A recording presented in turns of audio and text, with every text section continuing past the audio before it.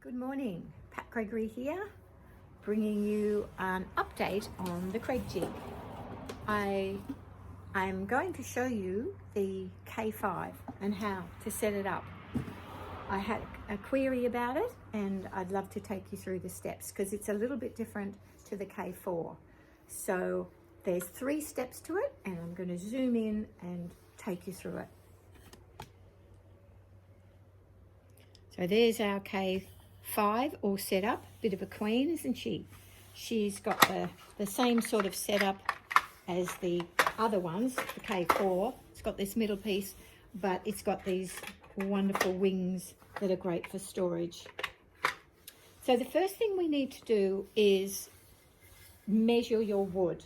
Your wood is, the thickness of your wood on this one is 35 millimeters. So this sort of timber you can use to build a small shed, probably. It's really thick and bulky. You can do the framework of a lounge suite, or you could even make a bed out of this. So it's good structure. Just remember that outside it's only going to last a couple of years if it's not treated. We don't use treated timber in this workshop, but you can paint it and that will make its life a lot longer.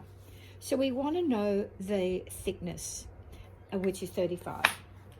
In here, in this magic box, there is the chart.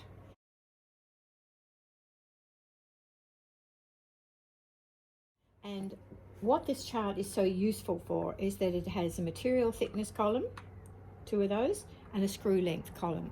And we're looking for the material thickness. And as this one is imperial, the Kreg 5, K5, it's a little bit annoying because we have to translate.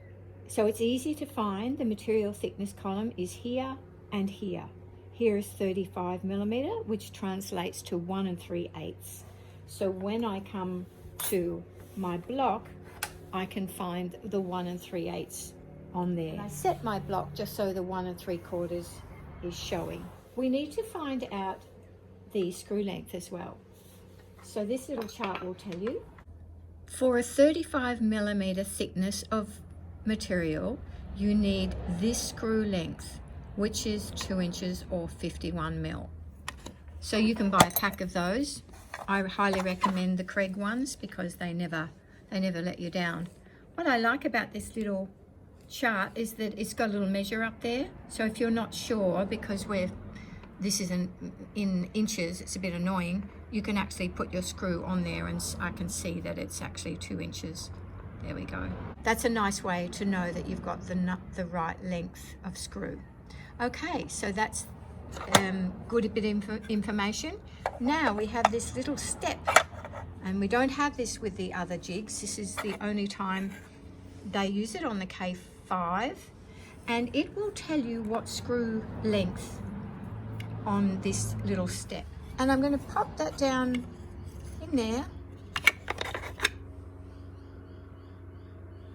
with the writing away from me.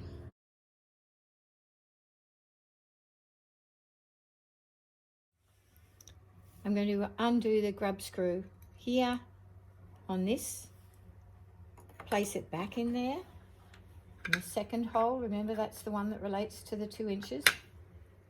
Set it so that the collar is sitting on here, and around the corner it's sitting exactly on the blue step.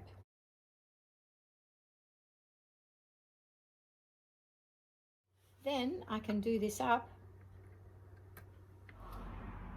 Don't over tighten them.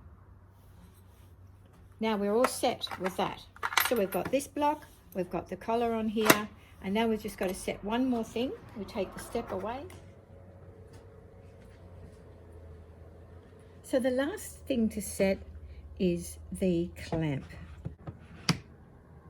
Push the lever back, hold your stomach against it, pop your wood in, make sure that your face side is facing out, the one that you want, and center it roughly.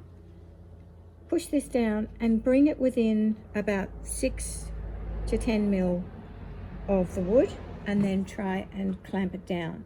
If it's really too hard, then do it again. And if it, obviously if it's too loose, do it again, it's come a bit closer. But you usually need a little gap before you pull it tight. And now that's set, it will be set for all of the pieces that you do at this thickness. So now all I have to do is insert my bit into my drill, which is holding the collar. Actually, this is called the collar, but I also call this the collar. The chuck, put my piece in, put it on forward, hold it again, and then that last bit I just do by hand. Make sure it's going forward,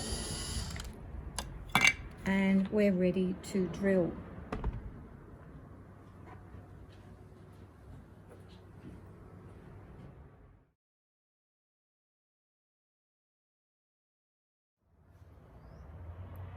And now we're ready to drill. Wood's all secure, everything's set, we're ready to go. Place it down one of the holes, the first hole probably, hand on the butt, full bore on the trigger, and push all the way down to the collar, and then out again while the drill is still going. And the other side. Undo the clamp, lift that up,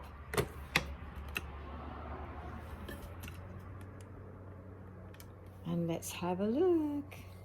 Look at that. Turn it upside down and make sure you get all the debris out from inside of that. That's really important. Now at the end here, you shouldn't be able to see holes like this.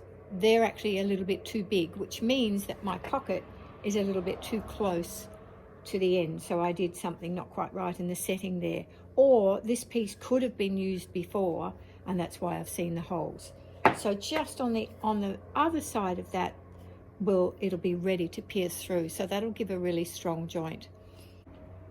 So you're ready to join your pieces of wood together, and remember that because it's got a round over, it's building timber, then when you push your pieces of wood together, you're going to get a gap showing at the top. It's no big deal, it doesn't make it any less strong, it's just that it might be a surprise for some of you when you see that gap. So these two surfaces are going to go together very strong. We've got our screw, and just to tell you again why we need to use the Craig brand screws is because it has a flat head on that and not a countersink head.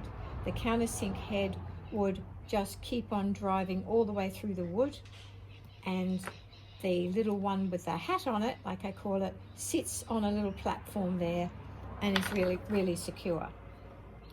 So we need this type, so don't use your countersink screws.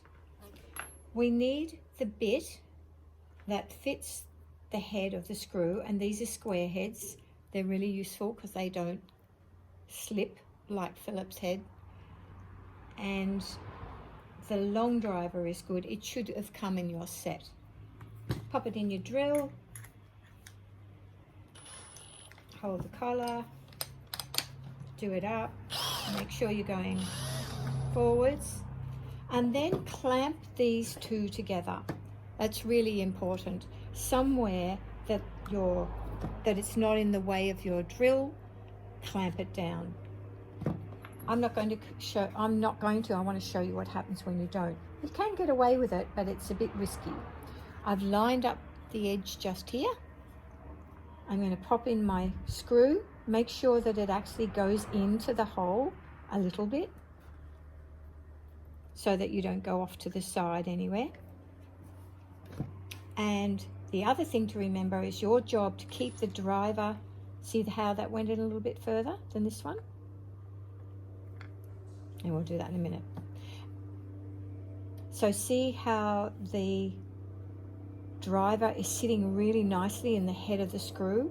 Now all you need is pressure with the two hands on your drill, pressure and a very hard push, but a really soft, slow trigger. Now that's too slow. If I go a little bit more, and home it went. and it came out before it went in, and that's a normal thing to do if it's not clamped. I suggest you clamp it so you don't have that happen. Now we could glue, and that little bang bang noise was just my driver jumping out of the head of the screw and banging around and not actually doing anything. So I just needed to push harder. I love Titebond. This is my favorite glue. This will do as well. You can get this from the hardware. This one you have to get online. Both non-toxic, both PVAs.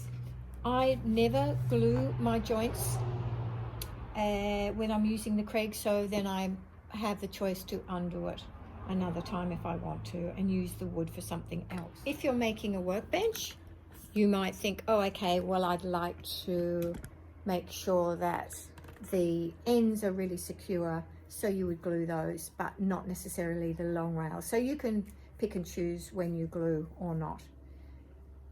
There it is. Have fun with your Kreg jig. It is the most wonderful tool. Well, it's not a tool, it's a jig that I've come across for making things that look quite professional and that are strong in any configuration that you can dream up. It's pretty cool.